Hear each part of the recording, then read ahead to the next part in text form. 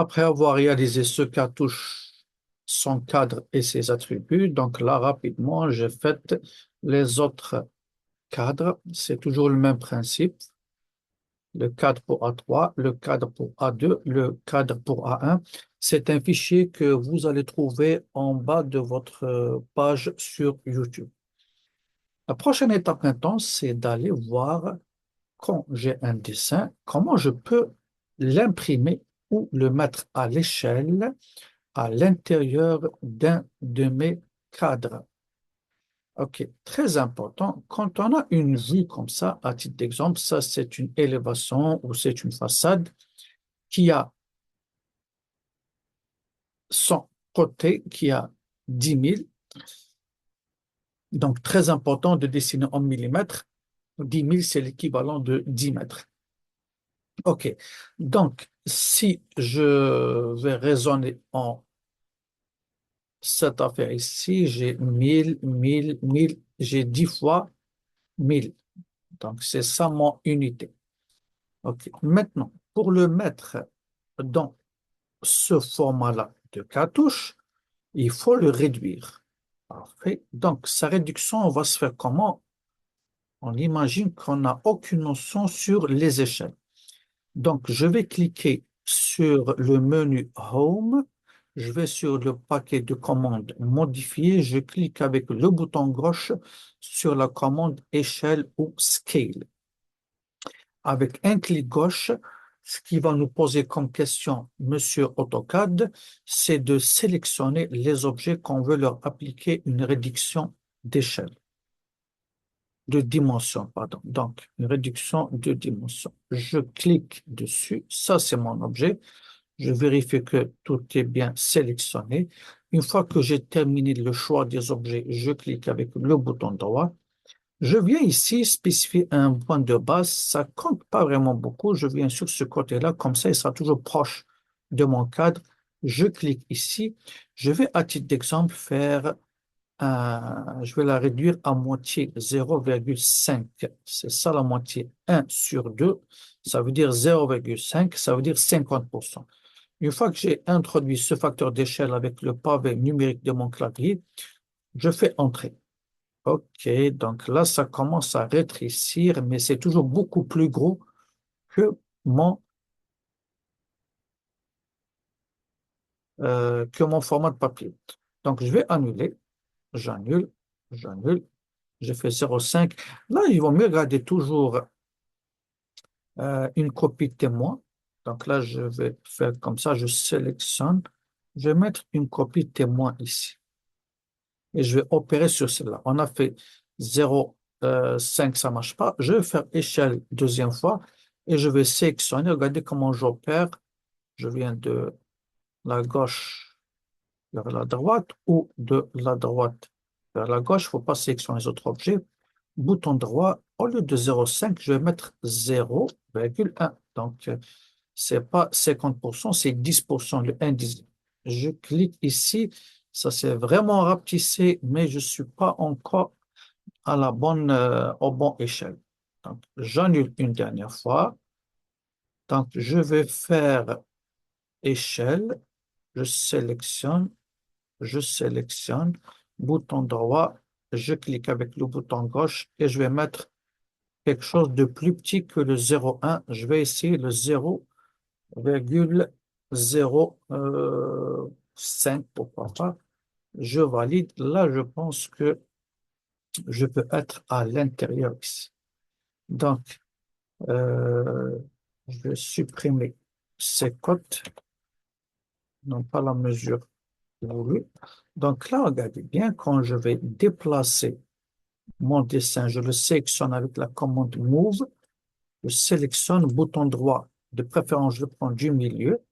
Regardez, quand je viens ici, on peut le mettre à l'intérieur. OK. J'avais ce témoin ici. Je vais faire pour que vous ayez deux vues en même temps. Allez-y avec un clic gauche sur View. Allez-y sur Model Viewport, Viewport Configuration pour la configuration des vues, des fenêtres de vue. Je clique, je vais choisir deux verticales. Comme ça, j'ai une par là et j'ai une par là. Sur celle de gauche, je roule la molette et je vais mettre mon dessin comme ça. Sur celle de droite, je roule la molette et je vais mettre la deuxième ici. Et c'est ça ce qui est bon sur AutoCAD. Là, on va travailler sur les deux fenêtres. Donc, je prends mesurer, pas mesurer, la cotation de là jusqu'à ici. J'ai combien? J'ai 50. Très important. Et là, j'ai quoi? J'ai 1000. Donc, je suis descendu de 1000 jusqu'à 50. OK? Donc, ça veut dire quoi? Ça veut dire qu'entre ces deux chiffres-là, il y a ce qu'on appelle un facteur d'échelle. Donc, si je reviens ici, on va bien comprendre c'est quoi cette affaire de facteur d'échelle. Je vais écrire ici,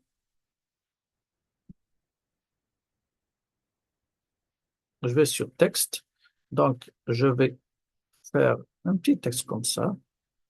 OK, et je vais commencer à écrire. Qu'est-ce que j'ai? Euh, j'ai 50, ou j'ai 1000 millimètres. Donc, comme ça, je vais juste l'agrandir.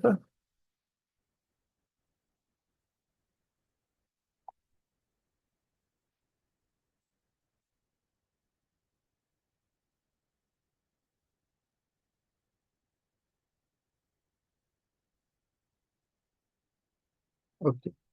J'ai 1000 millimètres.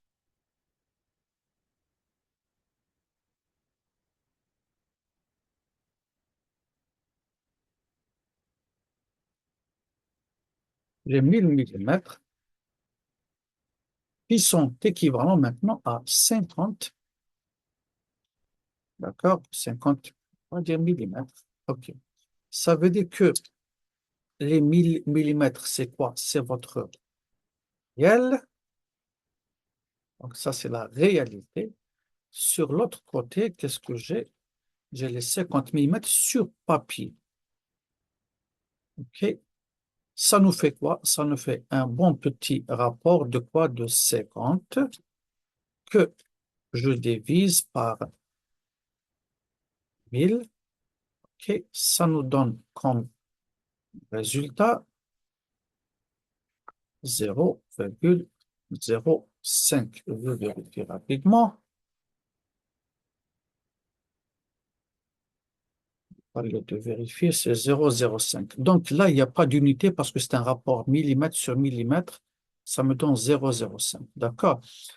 OK. La conclusion de tout ça, c'est que si je veux prendre n'importe quelle valeur de là, je vais la multiplier par ce facteur d'échelle pour avoir mon affaire ici, pour avoir la mesure que vous êtes en train de voir sur votre dessin sur papier.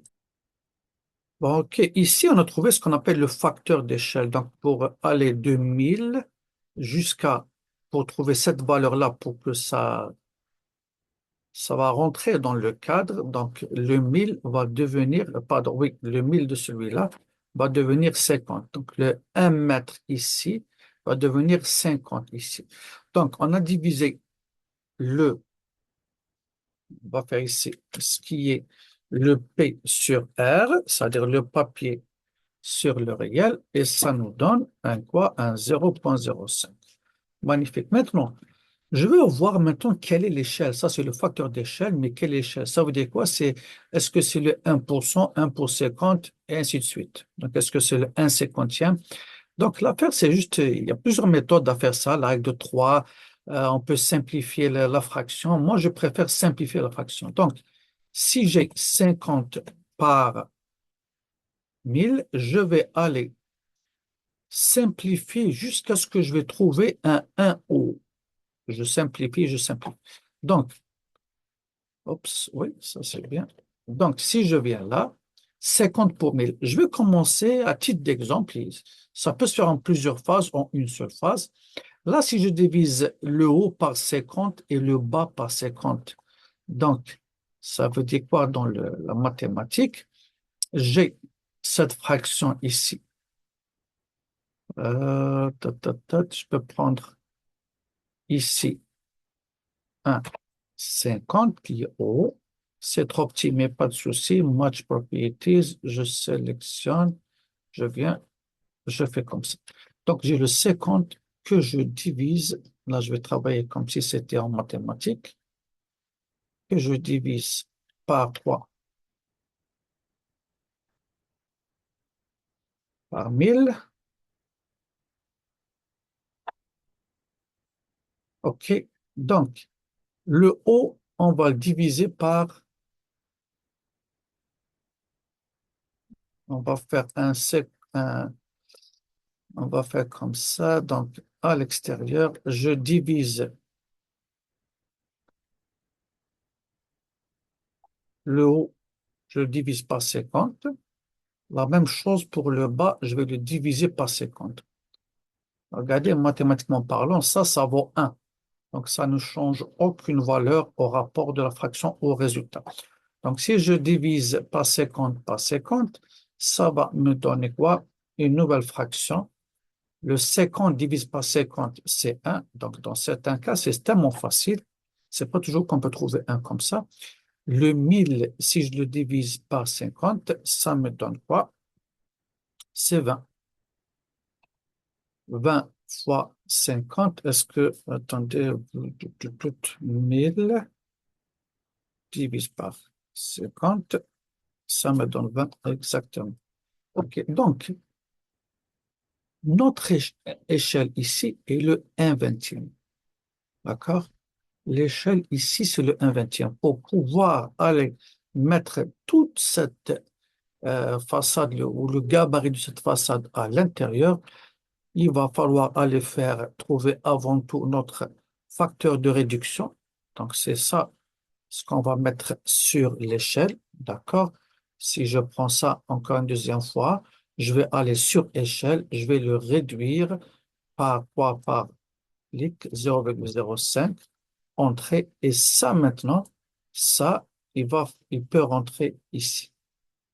OK, dans notre format, si je ne me suis pas trompé.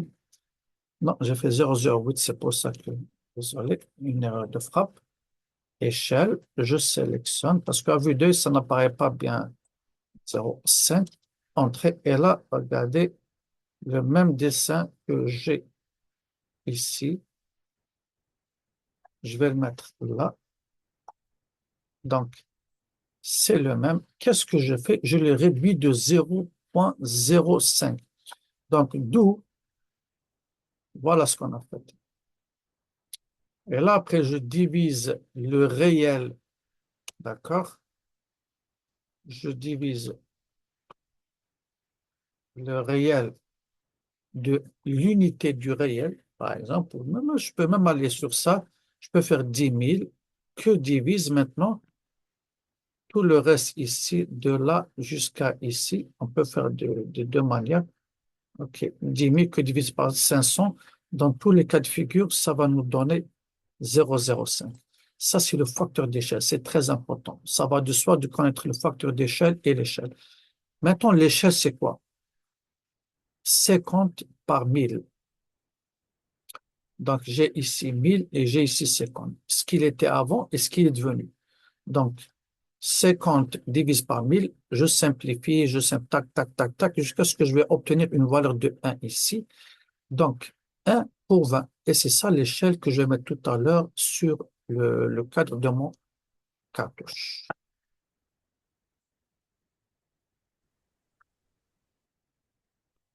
Une fois avoir établi l'échelle de notre dessin et le facteur d'échelle, donc rappelez-vous bien, ce facteur-là, c'est pour aller venir donner à la commande échelle. Je sélectionne et je lui donne un clic droit, un clic gauche, un facteur d'échelle de 0,05. Là, c'est pour avoir le bon gabarit, le bon format, pas les bonnes dimensions, le bon format pour que ce dessin puisse aller rentrer dans un format adéquat que je cherche moi-même. l'exercice qui vient d'être fait ou la pratique qui vient d'être faite, c'est pour le format qui est le A2. Donc, le facteur d'échelle pour un autre format, bien sûr, c'est pas le même. OK, ça, c'est numéro un. La deuxième question qui est tout à fait légitime qui va se poser, OK, c'est parfait, on a trouvé l'échelle, le facteur d'échelle, mais là, quand je mets mon dessin à l'intérieur et quand je vais l'imprimer, il y a quelque chose qui ne marche pas, c'est ces cotations ici. Donc, 550, or que moi, c'est pas possible. Moi, j'ai ici 10 000 et là, j'ai 1000. Donc, pas de souci, pas de stress. On va créer une nouvelle cotation qu'on va venir ici annoter. Donc là, on est sur quelle cotation? Quand je sélectionne, je viens, on est sur copie. OK. Je viens sur la petite flèche ici, je clique avec le bouton gauche. J'ai ma boîte de gestion de dimensions et de cotes. Donc là, c'est elle qui a les bons chiffres à peu près, donc c'est-à-dire les dimensions, le paramétrage. Je vais faire une nouvelle, new, et je vais l'appeler cotation pour échelle. Donc, aussi simple que ça peut l'être. Là, on a dit que c'était le 1/20. Donc, 1 sur 20, je ne sais pas s'il va accepter le slash comme ça. Et je démarre avec sa copie. Je fais continue. Il n'accepte pas. Il n'y a pas de souci. Je viens là. Je fais 1 pour 20. OK. Je termine. Maintenant, très important. Elle est là, ma cotation. Euh, les symboles, le texte, ce n'est pas le moment de les changer. Il faut juste aller sur unité primaire ou primary unities. Donc là, très important. Nous, ce qu'on avait dit tout à l'heure, qu'on a un facteur d'échelle de 0,05, OK, et on a l'échelle de 1 pour 20. Donc, tout le monde va avoir dans sa tête, il va se dire, oui, c'est un facteur de 0,05. OK, il y a du vrai dedans, mais c'est pas à 100%. Je m'explique. Introduisez cette valeur, faites OK, faites close. Et là, je vais sélectionner mes cotes ici, celle-là et celle-là. Je vais aller les indexer, les annexer ou les assigner à notre cotation, celle-là. Donc, qu'est-ce que ça donne? Ça ne donne pas le bon chiffre. Pourquoi? Parce que j'ai fait une petite erreur. C'était modify 005. 002, je fais OK. C'était pas 005, voilà. Donc, OK, ça a du sens, mais là, on oublie que on a introduit ça, d'accord? Euh, bon, le 1 sur quelque chose qui ne marche pas ici.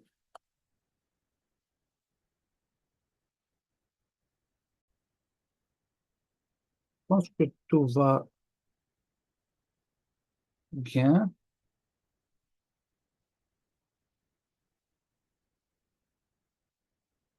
OK, maintenant, si on retourne ici, donc regardez bien, j'ai 10 et j'ai 1. Pourquoi j'ai cette valeur ici au lieu de 10 000? Parce que regardez, c'est 20. Donc, moi, j'ai fait 0,02. Si je vais modifier, appelez-vous, c'est très important, on dessine en millimètres. On va mettre ici 20. Je valide, je fais OK, je fais close.